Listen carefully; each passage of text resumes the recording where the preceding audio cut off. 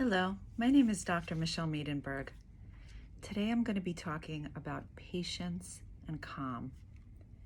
Right now, it's so important to exercise our patience, and all of us, to some extent, are feeling very impatient. We're waiting for the results of the election, which is really evoking very strong, intense, anxious feelings. And that's what I've been hearing. And I know I'm sitting with it myself as well, wanting to know, right, what's the demise of this country? And does it align with our own personal values, which is really important to each of us? So the issue with not exercising patience is it could make us extremely irritable. It could make us irritable in our thinking, in our feeling, and of course in our behavior. And that could be with other people. It could be with ourselves, right? So we could have a lot of intrusive negative self-talk, which definitely gets exacerbated when we're feeling anxious. And just our behavior towards others, right? We may be a little curt or a little aggressive because of the irritability that we're really feeling inside of us. So our guided meditation is going to be centered around our calm and patience. And it's calm, again, in our thoughts. It's calm in our feelings, which, of course, we don't have control over. But the more that we're calm in our bodies, it definitely helps to calm the rest of us, right? Because there's that mind-body connection.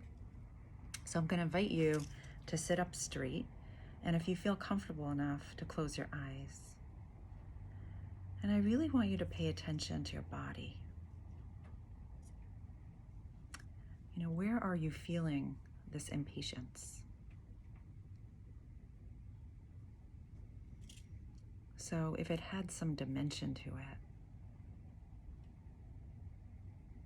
where would you be feeling it? And it could show up anywhere. Some of the words connected or associated with that impatience, maybe you may feel lightheaded or drained, maybe even empty, or just exhausted, really drained, both internally and in our bodies. You may feel a little pressure and heaviness and discomfort.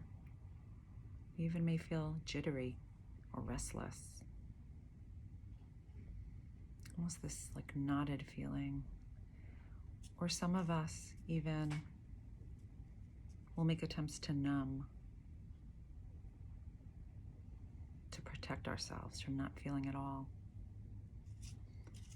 And when any of those are coming up, just label it.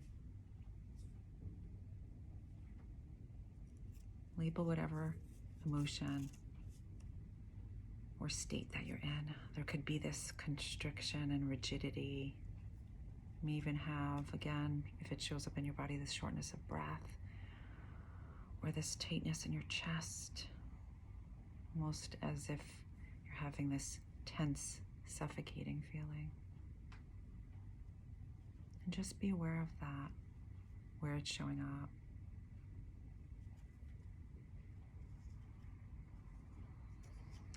And if you had to have an image that went along with that feeling, that encapsulates the feeling of impatience for you,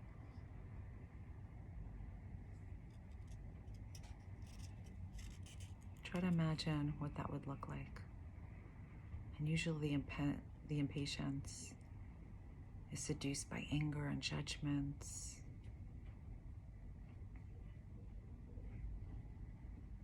So it could be a very racing feeling or pounding.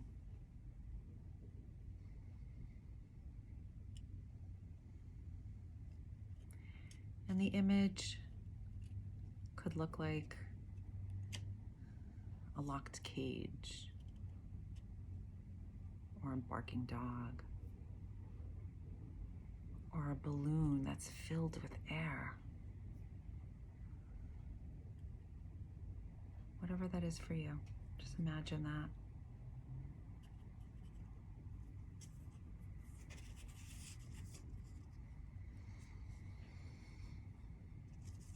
And imagine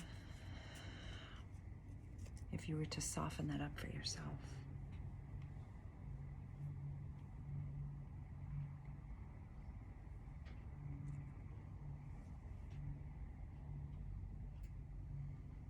If you were to slowly open the lock and allow the door to the cage to slowly open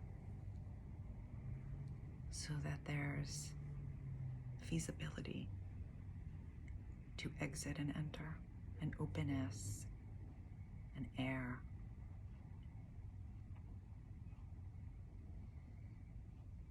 Or if you were to let out the air of the balloon really slowly so that you have control over it. You're holding it in the palm of your hand, as if the tension is releasing from your body and you're able to find a state of calm, of relaxation, and tap into the core of who you are. The part that's soft, that's open, that's flexible. Or even that barking dog. If the dog were to sit near you and cuddle up to you, and you were able to stroke it and notice how the dog relaxes and maintains calmness and accepting of your love. And feel that calmness throughout your body.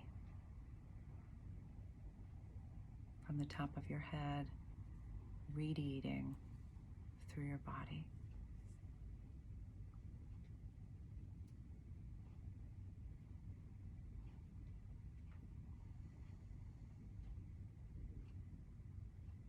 Where you're able to feel centered and grounded and whole, and slow yourself down to be mindful and present.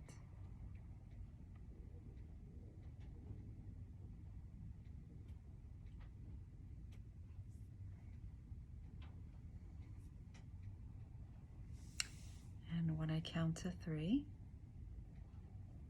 and when you're ready, you could open your eyes. 1, 2, and 3. Thank you so much. I hope you and your families are safe and healthy,